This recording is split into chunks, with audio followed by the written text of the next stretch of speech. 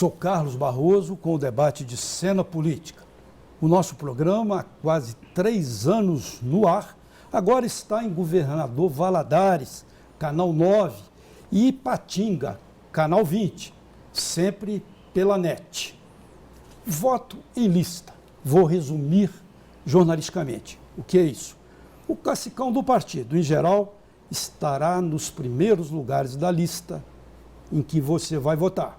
E, em geral, ele é suspeito de corrupção. Em geral, ele está na lista da Lava Jato. A aposentadoria, mesmo com o recuo do governo Temer, receoso de perder a parada no Congresso, como as mudanças vão atingir o seu bolso, tanto em nível estadual quanto federal. Esses são alguns dos assuntos do nosso programa que convidou para o debate o cientista político Bruno Reis. É professor do Departamento de Ciências Políticas da UFMG. Durante 2 anos, cumpriu o estágio sênior na Universidade da Pensilvânia, nos Estados Unidos. Muito prazer em recebê-lo aqui, é a segunda vez que você vem ao programa. Sim. E eu quero mandar um abraço para o seu pai, o cientista, também cientista político, Fábio Reis. Sim. Fábio Vanderlei Reis, como ele é mais conhecido. Durante mais de 35 anos como jornalista político na TV Bandeirantes, no Hoje em Dia, no Diário da Tarde, no Estado de Minas e mesmo aqui na BH News, eu sempre entrevistei, sempre conversei com seu pai. Naturalmente, um dos mestres, um nome assim consagrado da ciência política. Mandando um abraço para ele. E nós recebemos também aqui o atuário Ivan Hernandes, diretor da Ateste Consultoria Atuarial, empresa que atua no Brasil e no exterior. É professor da UFMG e também contratado pelo Tribunal de Contas do Estado e pela Prefeitura de Belo Horizonte, entre outros. Muito prazer também em recebê-lo aqui, Ivan. Eu vou até explicar para quem está acompanhando aí o que é atuarial, o que é um profissional nessa área que cuida, naturalmente é um matemático, né? Alguma coisa de matemática. Eu não sabia o que é um atuário, mas aí eu trabalhei com um atuário e fiquei conhecendo que é aquele profissional que projeta as aposentadorias, as pensões, a reserva financeira que vai ser possível para aposentar, para a previdência social e tudo mais. E muitas pessoas, eu estou dizendo isso, que muitas pessoas, como eu era antes, não sabe o que é um atuário. Perfeito. Começando o debate, saindo das conversas, eu falei ali, até de uma maneira provocativa, que o voto em lista vai ser ocupado pelos cacicões dos partidos, eles vão estar lá nos primeiros lugares. E falei até um pouco para contrastar com a sua opinião, com a sua defesa. Porque você defende o voto em lista, né? E, aliás, é até uma posição, pelo que eu imagino, conflitante com muitos e muitos cientistas políticos, né? É um assunto controvertido entre a gente, né? Tem as pessoas... E por que essa defesa, né? Isso. Basicamente, assim, a primeira coisa a se perguntar é se o voto em lista favorece tanto a vida dos cacicões assim, por que tem 80 anos que ele não foi adotado? Né? Tem 80 anos que a gente... Por que os cacicões ficaram parados? Exatamente. Se isso é tão bom para eles... É uma boa pergunta. Se isso é tão bom para eles, por que há 80 anos eles não se mexem? Né? Eu acho que o sistema atual, digamos, seguindo a piada, o crime perfeito. Né? Porque a culpa fica com alguém mais, o povo. Né? No entanto, o controle que, de fato, elites partidárias têm sobre o resultado da eleição com a lista aberta é muito grande. Por quê? Porque a gente está falando de uma competição de centenas de candidatos em distritos muito grandes, por 50 cadeiras, 70 cadeiras, no caso de Minas, milhões de eleitores. Como é que você organiza uma competição entre 1.200 candidatos a deputado estadual, 700 candidatos a deputado federal, por 70, 50 cadeiras, entre milhões de eleitores? O que vai fazer um nome, não outro, ser lembrado? Dinheiro. E você, o dinheiro que impera nas eleições. Claro, né? E quem controla fluxo de dinheiro na lista aberta nesse canal? Primeiro, tem grandes doadores, controlam, porque a legislação no Brasil é muito peculiar e é o único país do mundo que toma como teto para as doações um percentual da renda do doador. Né? E isso garante né, protagonismo de milionários e de grandes empresas, até 2014, quando empresas doavam. Isso do ponto de vista da oferta de financiamento. Do ponto de vista da demanda de financiamento, você tem uma competição muito pulverizada entre centenas de candidatos. Quem canaliza esses recursos, uma vez arrecadado, enfim, a grande maioria arrecada menos do que gasta, alguns arrecadam mais do que gastam e comitês partidários arrecadam mais do que gastam. O que a lei diz sobre como redistribuir uma vez arrecadado? Nada. Uma vez arrecadado o sistema, isso pode ser redistribuído livremente. Quem tem controle sobre esse fluxo de dinheiro? Instâncias partidárias. O Cacicão. O Cacicão. Então, por Quer isso dizer que no Brasil... ele já por exemplo, se beneficia pelo modelo atual. Claro, ele se beneficia mais pelo modelo atual, é isso que eu quero dizer, contrariamente aparece. Porque nesse momento, ele não tem que responder por lista nenhuma, ele tem uma lista na gaveta, entendeu? Mas não responde. Quem definiu a ordem? O povo. Na prática, ele ajuda o povo redistribuindo dinheiro para quem ele quer eleger. Isso explica o fato de que você tem alta renovação parlamentar no Brasil, 30%, 40% em cada eleição, é o que você tem de renovação na Câmara dos Deputados, na Assembleia Legislativa, nas câmaras municipais. Mas você tem zero renovação na elite partidária. Como sempre partidária. os mesmos, sempre os sim, mesmos. A geração que fundou o PSDB está lá até hoje. A geração que fundou o PFL foi sucedida pelos seus filhos e netos. Só saem quando morrem. Só saem quando morrem. E por que isso? Porque eles controlam os fluxos de financeiros.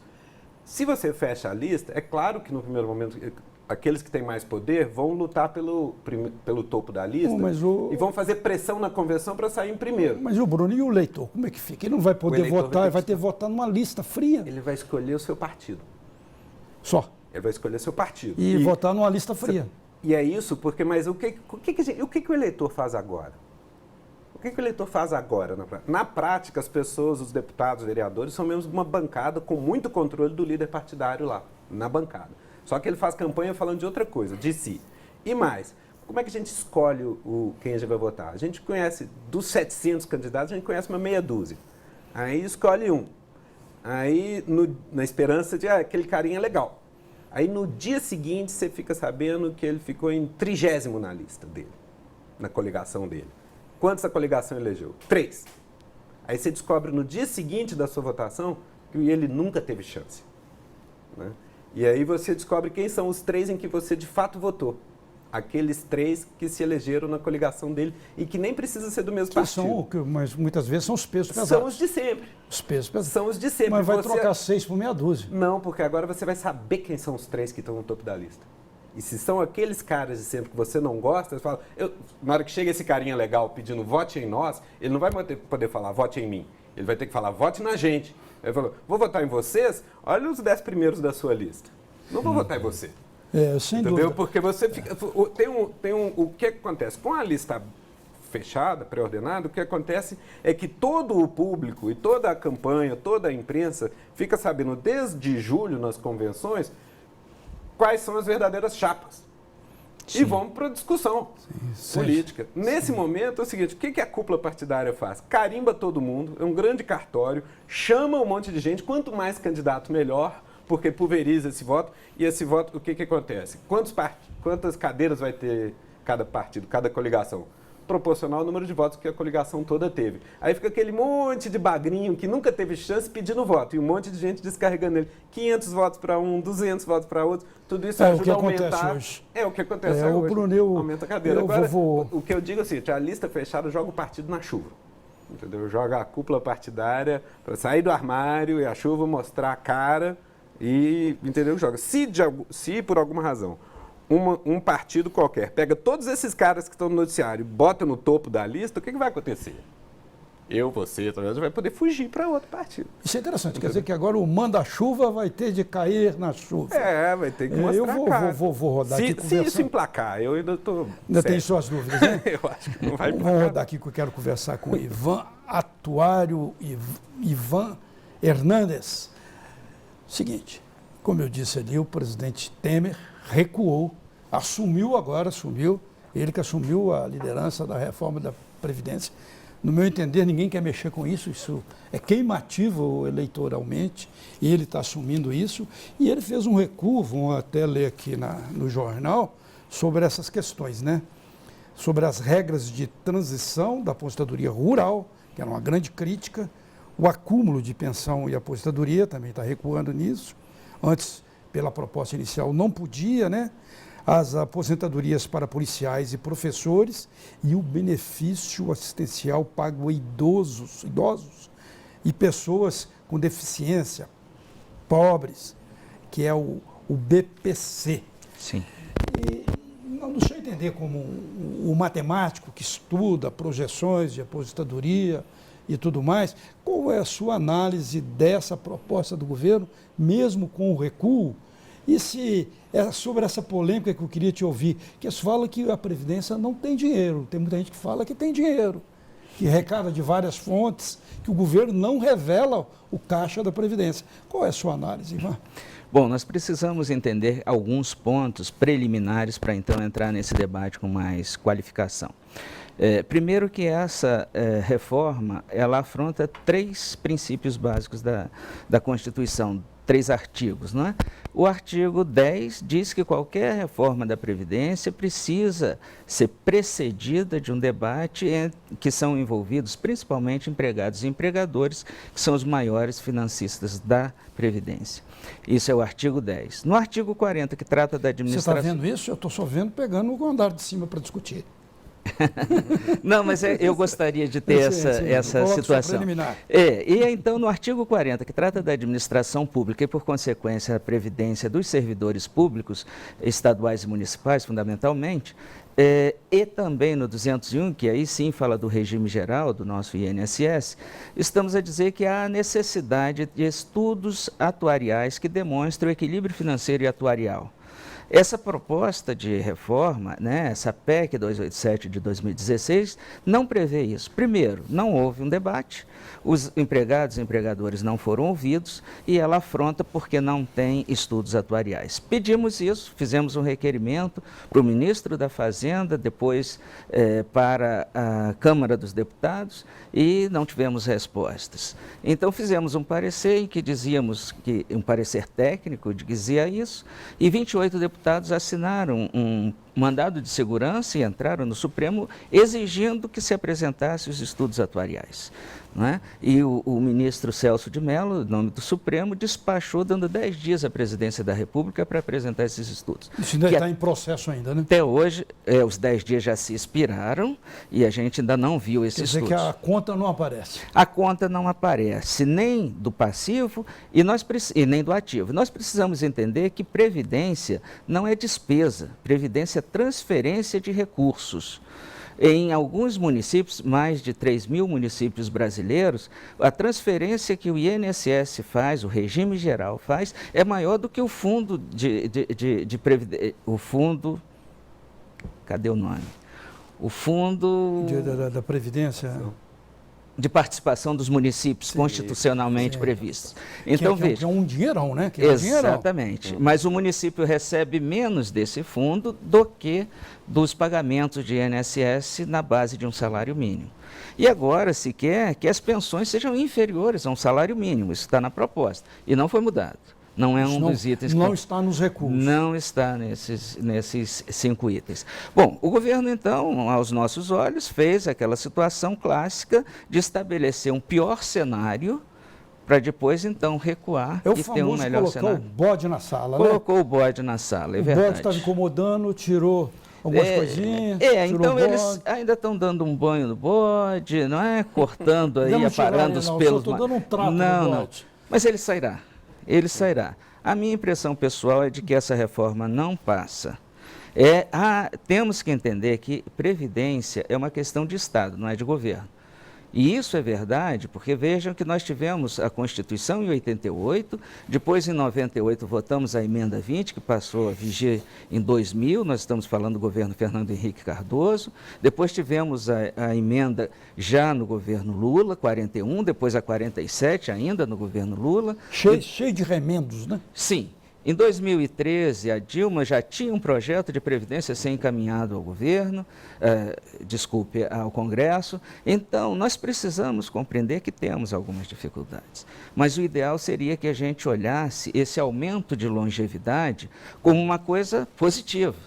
E a partir de então providenciar essas situações que amparassem. As pessoas estão vivendo mais e vão pagar o pato, né? E não é aquele pato da Fiesp, não, né? É aquele pato de pagar a coisa ruim, né? Mas assim, meu papel aqui é polemizar, e você disse uma coisa aí que o governo não está debatendo com ninguém, nem com o trabalhador, nem com o empresário, mas o presidente Temer deu entrevistas aí nesse final de semana para defender a reforma, para puxar para o próprio colo a reforma da Previdência. E quando perguntaram a ele, o mercado não está desconfiado? Ele falou, não, eu tenho conversado com os investidores muito. Ele está conversando com os investidores, não está conversando com os trabalhadores.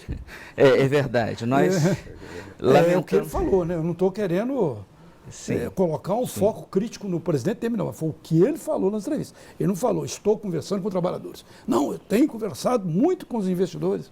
Perfeito. Nós temos muitos problemas, há inclusive acusações de que para se fazer essa reforma foram ouvidos todas as instituições financeiras, ou pelo menos as mais representativas, e o povo não. Então precisamos registrar que isso é uma situação.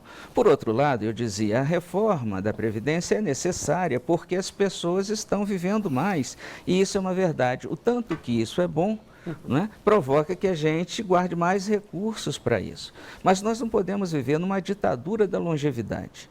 Não é que em nome da longevidade a gente possa fazer qualquer coisa. Então não concordamos com essa coisa que está feita, que não é a melhor, na minha opinião, especialmente porque ela atinge normalmente os mais fracos. Não podemos nem ficar velho, né? Mas muito bem, eu tenho de fazer um intervalo, mas eu queria dizer para você que nosso programa, a programação da BH News TV, também está chegando em Governador Valadares, no canal 9, e em Patinga, no canal 20, todos os dois pela NET. O Cena Política, que vai ao ar em estreia na semana, às 23 horas, 11 horas da noite, também tem várias reapresentações durante a semana. Uma delas, às 8 horas da noite de domingo, quase concorrendo com o Fantástico. Acho que eu tenho mais audiência do que o Fantástico. Cena Política volta já já.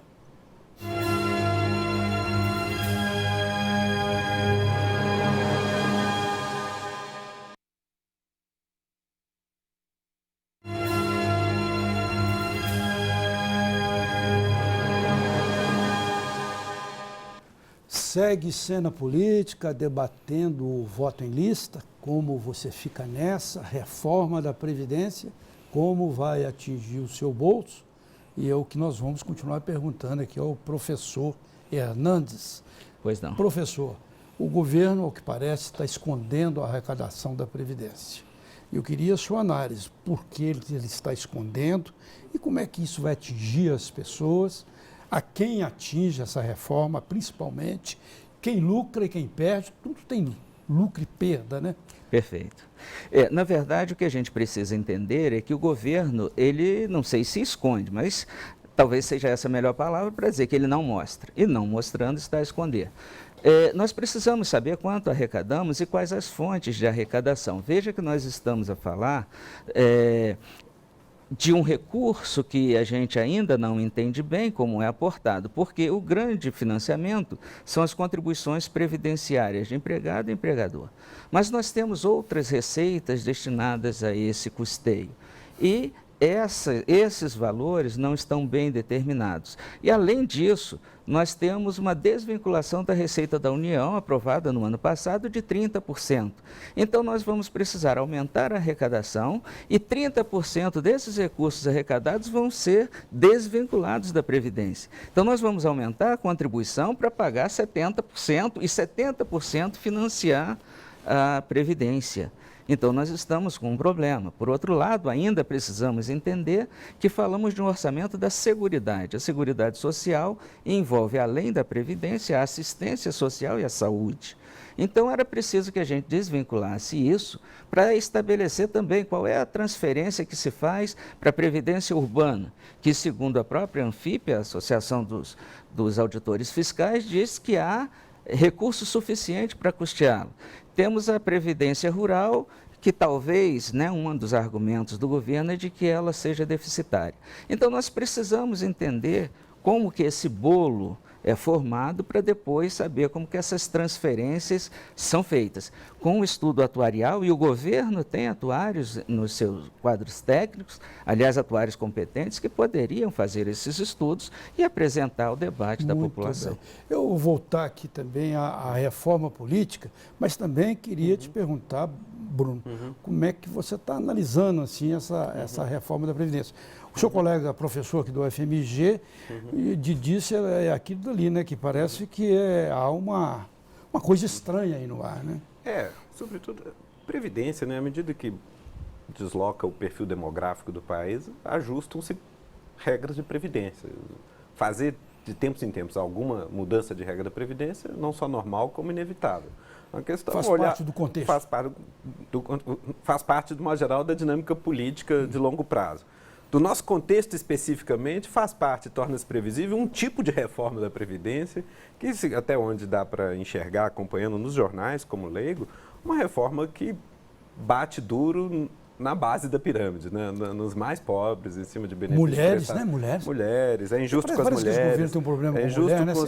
Tem um problema com mulher. É injusto com pessoas mais pobres, idosas, benefício de prestação continuada, tem um monte de restrições ao acesso a benefício por gente muito pobre. Assim, é uma coisa cruel no limite. Assim. Esse fim de semana saiu na Folha um artigo do Marcelo Medeiros, sobre isso na Ilustríssima, que é muito persuasivo a respeito da ele é um perversidade. Sim, ele é um sociólogo especializado em estratificação social mesmo. Nós sabemos como é que isso bate de diferente. Ele está polemizando com uma defesa feita por alguns economistas do ponto de vista da dinâmica macroeconômica, dizendo que na medida em que melhora a situação fiscal do governo, vai melhorar a economia, vai melhorar para os mais pobres. O Marcelo Medeiros faz algumas continhas e fala, olha, até isso bater lá embaixo, tendo em vista o tamanho da paulada que sofre exatamente a turma que tem mais dificuldade de chegar.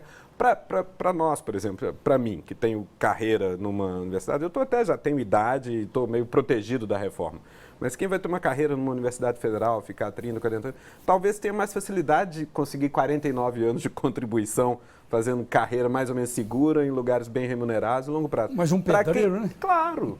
Para quem trampa por aí, só depois dos 69 anos, vai chegar aos 70 anos, vai tentar integralizar 49 quando você tem 65 anos e arrumar emprego de pedreiro. Então, tem um monte de gente que vai ter que ser expulsa do mercado de trabalho antes de conseguir obter previdência, aposentadoria. É cruel no limite. É um negócio que não tem muito sentido econômico, é autodestrutivo do ponto de vista político, do ponto de vista da estabilidade política do país. É insensível, simplesmente é isso. Reuniu com os interlocutores habituais, que eram o pessoal do mercado, e sapecou alguma coisa rápida, fechava umas contas que parecia conveniente e tocou adiante. Esse governo, na verdade, esqueceu, nesse aspecto em particular, a questão social. Sim. Eles focaram no equilíbrio fiscal, que é muito adequado, mas nós precisamos ver a que custo social se faz essa adequação fiscal. Então, nesse momento, o que a gente pode observar claramente é que esses que estão na base da pirâmide serão extremamente sacrificados. E eu costumo fazer esse exemplo mesmo dos lixeiros. Eu moro aqui em Belo Horizonte, vejo o lixeiro, o caminhão vai passando e o moço vai ali pegando, o caminhão não para. Ele corre, pega o lixo, pula no caminhão, pula embaixo. Eu imagino que esses caras corram 30 quilômetros por dia.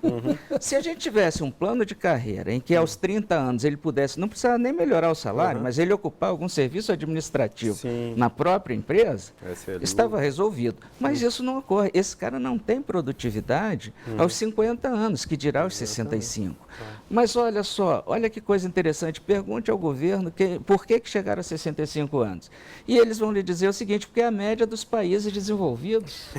Olha, isso é risível. Porque, na verdade, nós temos uma realidade lá e outra cá. Não é? E aqui mesmo no Brasil tem uma realidade aqui no Sudeste, outra no Nordeste. Perfeito, isso é claramente. A expectativa de vida aqui no Sudeste é muito maior do que no Nordeste. Alagoas, por exemplo, está em último lugar nessa expectativa de sobrevivência. Alagoas, daquele cidadão chamado Fernando Collor, né? De Melo. Renan Calheiros, né? E outros. Renan Calheiros. Cidadãos exemplares. Não sei que tipo de exemplo, mas podemos caminhar também por aí. De qualquer forma, isso não se pode lançar todo mundo. Veja a situação das professoras. Não é? Então, nós precisamos discutir se é adequado que as professoras e os professores, eu até me refiro no feminino, porque é o maior contingente, mas nós temos que considerar os desgastes que elas têm, ou eles têm, e chegar aos 65 anos. E quando eu falo de professores, eu estou me referindo fundamentalmente ao ensino fundamental e médio.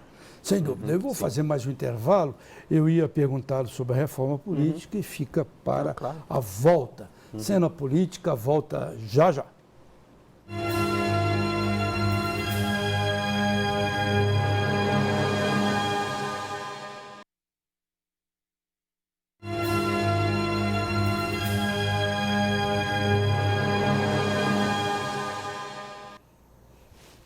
Segue Cena Política, como você vai ficar na reforma política que estão fazendo nesse Brasil. E a reforma da Previdência, como vai bater lá no lugar mais importante, dizem que é o lugar mais importante do homem, né? E da mulher também, o bolso. Esse é o nosso debate aqui em Cena Política, que estreia na semana, sempre às 11 horas da noite, e tem várias reapresentações no decorrer da semana. Por exemplo, 8 horas da noite de domingo, concorrendo com o Fantástico. Fantástico, acho que é 8h30, 9 horas, né?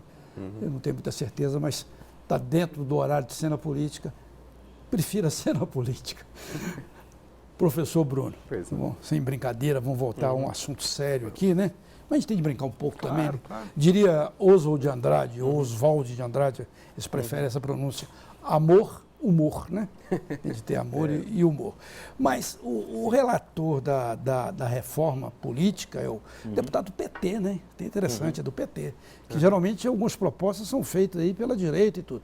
Isso é o Vicente Cândido, de São Paulo, também propõe essa coisa aqui que é muito diferente, né?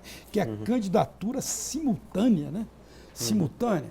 O candidato pode sair candidato a governador e a deputado ao mesmo tempo. Se ele não ganhar como governador, ele fica como deputado. Parece que saiu alguma coisa que serviria a quem está nessas listas aí do Lava Jato. Talvez, assim, porque na verdade quem está virado não virou. Eu lembro que uma época já houve isso, né? Eu lembro que o próprio Brizola foi eleito. Justamente. Isso foi eleito antes de 64 tinha, né? Antes de 64 tinha isso. Leonel Brizola, que eu estou falando. Os Estados Unidos eles fazem também. Depois acabou. Eu acho que a reforma tem um núcleo que, enfim, que é o que preocupa todo mundo, que são questões associadas ao financiamento de campanha e que repercutem na fórmula eleitoral do modo geral. Se vai ter lista, se não vai ter, tamanho do distrito, essas coisas são o núcleo da reforma. Junto com isso, sempre vem uma nuvem de coisas que você não sabe bem de onde caiu e que eu acho que são os equivalentes na reforma eleitoral dos bodes que vem nas propostas de previdência e tal. São coisas que jogam mais para irmãos? São coisas que se jogam para negociar, entendeu? Assim, você cede depois em alguma coisa para tentar ver se preserva um núcleo. Aí vem esse tipo de coisa que, na verdade, é bom ou é ruim? Não chega a ser uma coisa que muda o sistema dramaticamente, né? Eu acho que é coisa que você joga lá. Por exemplo, outra coisa que a comissão inventou, enfim, que talvez até não seja mal, mas é, por exemplo, extinguir a figura do vice, de vice-prefeito, vice-governador, vice-presidente, né? Que, em princípio, por exemplo, o México não tem também. Né? Qualquer impedimento do presidente assume temporariamente o chefe do presidente do Poder Legislativo para presidir a sucessão, ou uma eleição logo depois, ou um interino, depende do momento no mandato em que acontece o impedimento. A Dilma deve estar aplaudindo essa...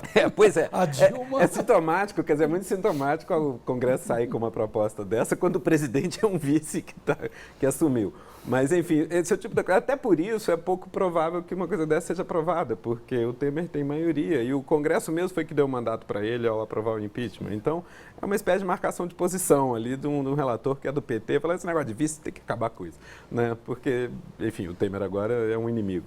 Mas, enfim, o núcleo é financiamento e lista, né? Eu acho que o grande mistério que provoca as pessoas é por que numa crise dessa eles vêm fechar a lista, né? Eles vêm preordenar a lista, que eles só podem estar querendo se salvar. Essa tem sido a premissa da imprensa. Conforme eu falei ali, né? Exato. Agora, de fato, o que acontece, eu acho que a ordem causal é diferente, quer dizer, eles estão empurrados pela Lava Jato para o financiamento público exclusivo. Não só pela Lava Jato, mas por extensão pela jurisprudência no Supremo, que começou a admitir mesmo doação legal como prova de crime de corrupção. Se doação legal pode ser usada como prova de corrupção, você não pode mais arrecadar. Mas eles estão querendo fazer lá, dar a inocência ao Caixa 2, né? Sim, pois é, de um lado, mas por outro lado o Supremo aceitou no processo do Valdir Raupp usar a Caixa 1 como prova de crime. Olha a confusão que a gente está metido nesse momento. Se você tentar legislar sobre regra eleitoral nessa confusão, é bem difícil. Né? Mas eles estão empurrados para se mexer, que é isso, porque o nosso sistema de arrecadação é pesadamente, tem um bocado de dinheiro público, mas até 2014 era muito caro, pesadamente empresarial, quase sempre empresas doando, foram proibidas as empresas e agora mesmo doação legal pode ser prova de crime, num processo tanto contra o candidato como contra o doador. O Supremo já está dando uma sinalização, né, que... Justamente, mas na hora que você faz isso, o que você está dizendo? Quanto que você acha que você vai conseguir arrecadar se eu, ao doar, posso ser processado? Né? E só pode ser pessoa física. Só mesmo candidato vai estar doando. Então, o que eles percebem? Se a arrecadação vai ser esmagadoramente pública e vai vir basicamente pelo fundo partidário, e o fundo partidário já triplicou nos últimos anos, o partido fica em posição difícil para conduzir a disputa em lista aberta. Entendeu? Porque, daí a lista, daí eles têm que fechar, porque aí vem o dinheiro para o partido e faz a campanha em bloco na chapa toda. Porque nesse momento eles pilotam a briga, em princípio, eles jogam dinheiro em que eles querem eleger, verdade. Mas só que quem reclama, eles falam, vai arrecadar. Mas o eleitor, acho que o eleitor vai reagir de uma maneira muito forte. Eu sei, até porque a sinalização foi essa. Aliás, as pessoas vão se ver impedidas de escolher a pessoa no momento em que os partidos também estão na baixa. Então, como eu disse, eu permaneço cético. Eu não sei se isso vai emplacar, não. Eu acharia que se emplacasse, pelo menos ia ser uma coisa talvez produtiva a longo prazo, que a gente poderia extrair dessa confusão toda. Poderia melhorar depois, né? Mas eu acho que tem que ter cuidado, eu como jornalista, observando, não como cientista, eu nem ouso querer analisar nada mais profundamente, mas eu fico observando. 2013, houve aquelas manifestações muito fortes. Na minha vida, eu vi poucas, só via das diretas já tão fortes, iguais àquela, por causa de um aumento de centavos na passagem.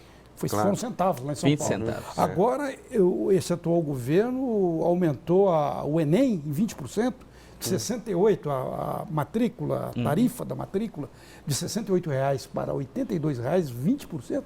Está havendo uma revolta, principalmente em rede social, de um tamanho. Não são 20%, não são 20 e poucos reais, mas é uma coisa política. Sim, todo o humor é muito mais volátil hoje em dia. Né? De um lado, 2013, de fato, deslocou o chão, né? Mudou placas tectônicas. A minha experiência na vida, na faculdade, eu viajei em junho de 2013 para um seminário na Argentina, que fiquei uma semana fora, e antes tinha ido a Brasília, fiquei umas 2 semanas fora.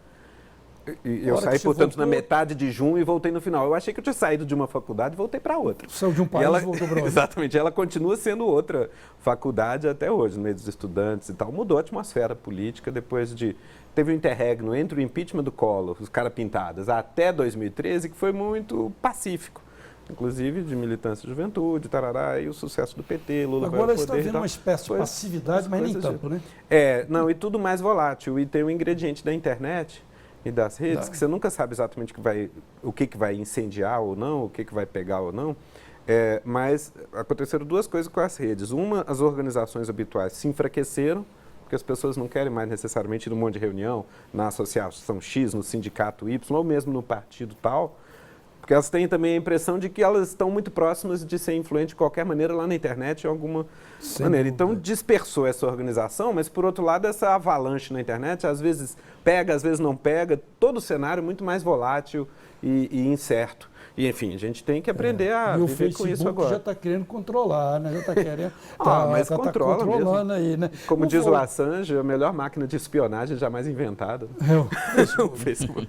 Voltando à aposentadoria, nessas análises suas, essa projeção de como vai ficar a situação. Tem também a Previdência Estadual, né? Sim. O governo falou que ia mexer, depois jogou para os governos não querem essa coisa no colo, não querem essa bomba no colo, voltou para o governo federal. Como é que fica na sua análise? Bom, eu não quero entrar na seara do professor Bruno Reis. Na verdade, essa é uma movimentação política muito interessante. Mas os políticos que estão no governo, não nesse governo só, mas eles costumam manter a população no canto do ringue.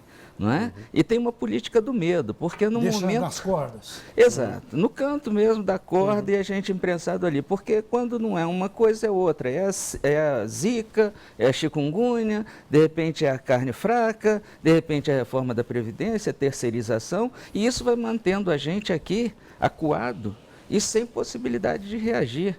Então, essa situação, essa movimentação... Você está falando dos movimentos. Tá? Isso, a movimentação nas redes sociais é uma forma de reação a essa situação. Na verdade, aquele que absorvia só o conhecimento agora pode produzir conhecimento. Né? Eu penso nisso. Mas veja que coisa interessante, o professor Bruno Reis está nos falando do fundo, o fundo partidário. Sim. Mas veja só, aumentamos recursos para o fundo partidário e não temos recursos para a Previdência.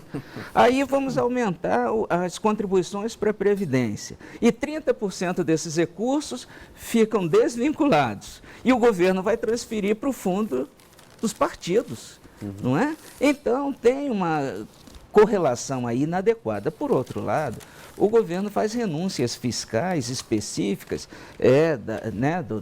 do jogo político, fazer algumas renúncias e algumas considerações, mas elas precisam ser mostradas, esclarecidas, não é? Do ponto de vista, então, nós falávamos aí ainda da situação política, licença de novo, professor, mas veja só, por que o Temer, então, resolveu tirar as previdências estaduais?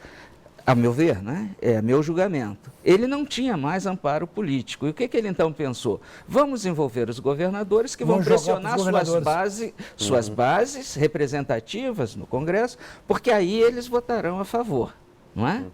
Que pena, ele não encontrou ressonância. E mais do que isso, saiu pela culatra. E ainda mais, ele se colocou numa posição inconstitucional.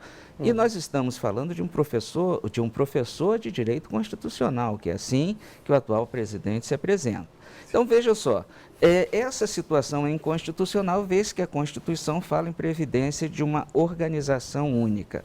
Mas veja, nós tínhamos uma previdência no capítulo da ordem social da Constituição e nós tínhamos a previdência complementar aberta das instituições financeiras no capítulo da ordem econômica. O que faz esse governo, num dos primeiros atos, leva a previdência para dentro do Ministério da Fazenda, ou seja, transfere a constituição da área social para a área econômica. Então nós estamos para a área do din-din, onde que se olha só... Onde tem o dinheiro. Agora vocês imaginam só o seguinte, nós estamos aqui em Minas e o governador deste estado disse que não fará a reforma. Tá certo? Ele continua como está, segundo a mídia nos oferece de informação. Mas o governador enfrenta muitas dificuldades, também está com uma fragilidade muito grande, né? Talvez fosse até o momento dele estender isso, mas teria um custo político. Veja só a situação do nosso estado. Imagina uma professora de uma escola particular e da rede pública estadual. Supondo que a PEC seja aprovada nos termos em que está, ela pode se aposentar aos 45 anos, ou 48 anos, eu não tenho certeza, no Estado. Mas vai ter que esperar 65 para se aposentar pelo regime geral.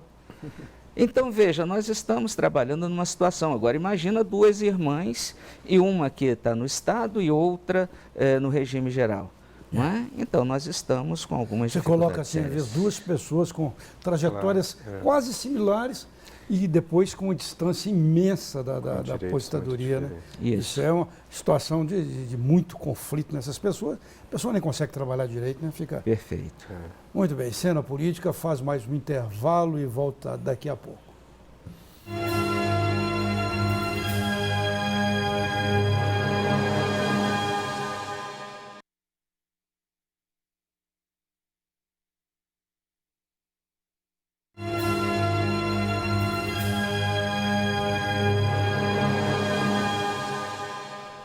Muito bem, prossegue cena política, que agora a BH News está em Governador Valadares, no Canal 9, e Ipatinga, no Canal 20, sempre pela NET. Cena política vai ao ar em estreia na semana, às 11 horas da noite de domingo. Não, de segunda-feira, me desculpe. E domingo, às 8 horas da noite, entre outras reapresentações, 8 horas da noite, cena política.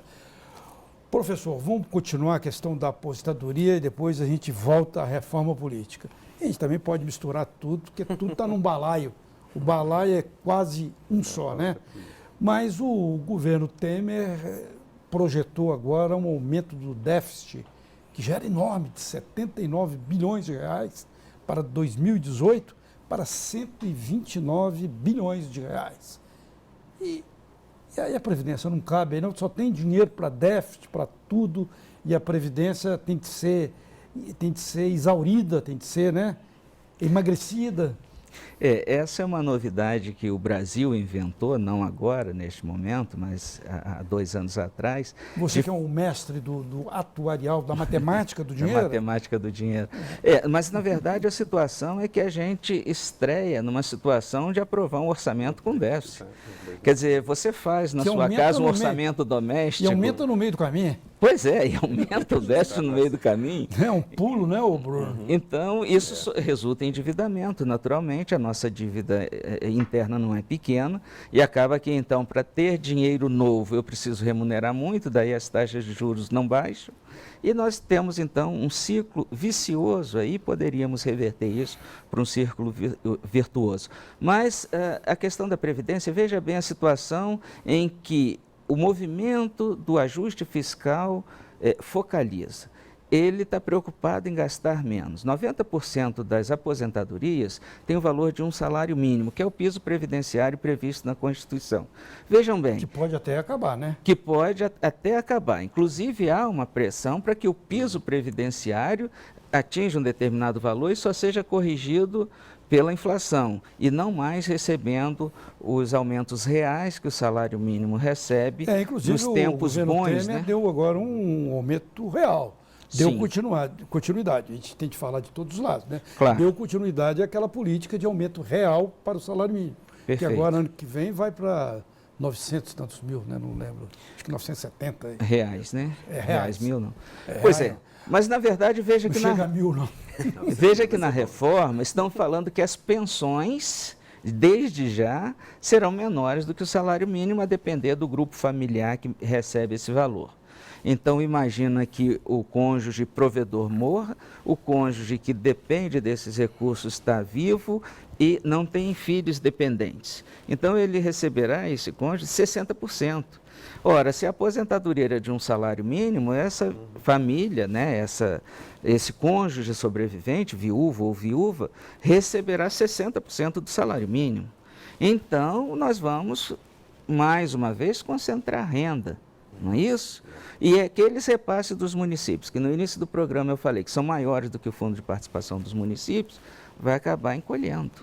E aí você percebe uma concentração de renda na medida em que a gente está atingindo os menos favorecidos, né? Quem está na base da pirâmide. No cume da pirâmide, né? Exato. E aí entra... Eu não sei como é que chama, é cume? Eu não entendo. Topo, né? Na verdade, porque aí tem uma outra situação. As pessoas falam mal da Previdência Complementar. Eu entendo que ela é necessária. Os países estrangeiros, a maioria deles tratam a Previdência Social. E dentro da Previdência Social, eles chamam de básica e complementar. Então, em todos os países desenvolvidos, nós temos essas duas figuras. Elas convivem. Então, alguma reforma, de novo, eu acho que é necessária. Algum valor precisa ser estabelecido como teto. Não sei se esse teto é o mais adequado para a Previdência Social básica sustentar, né, a Previdência Pública, mas nós temos que entender que a reforma precisa ser debatida. Fundamentalmente, essa é a questão. O que nós queremos? Não é? Da mesma forma que na reforma política, será que nós queremos sustentar o fundo partidário nos níveis em que os parlamentares levaram? Eu quero perguntar isso ao Bruno, né? Continuando essa questão da reforma política, porque você falou uma coisa importante aí, né? Você até observou isso bem no intervalo, que o fundo partidário triplicou nos últimos anos. Triplicou. E isso significa colocar dinheiro para os partidos. Sim. E a grande discussão que tem havido aqui no país nos últimos anos é a questão da influência econômica nas eleições, dos políticos. Políticos se tornarem meros despachantes de endinheirados, de empresários. Você acha que por aí, fortalecendo o fundo partidário, é pior ou é melhor? Ele é o sintoma de uma confusão, de uma briga de bastidor, virou briga de rua, né? Briga de esquina. Sim, literalmente. E aí alguém toma uma medida dura, unilateral de um lado, tirando as empresas, que foi o Supremo que fez, aí vem o Congresso e retalia do outro, aumentando o fundo partidário, cada um usando os recursos que tem num contexto de relativa decomposição institucional. Isso é o preocupante. Tudo mostra a decomposição. Exato. Esse sintoma, essa descoordenação entre os poderes, em que todo mundo está basicamente retaliando o outro, alguns com a ilusão de que vão estar limpando, mas isso não funciona assim.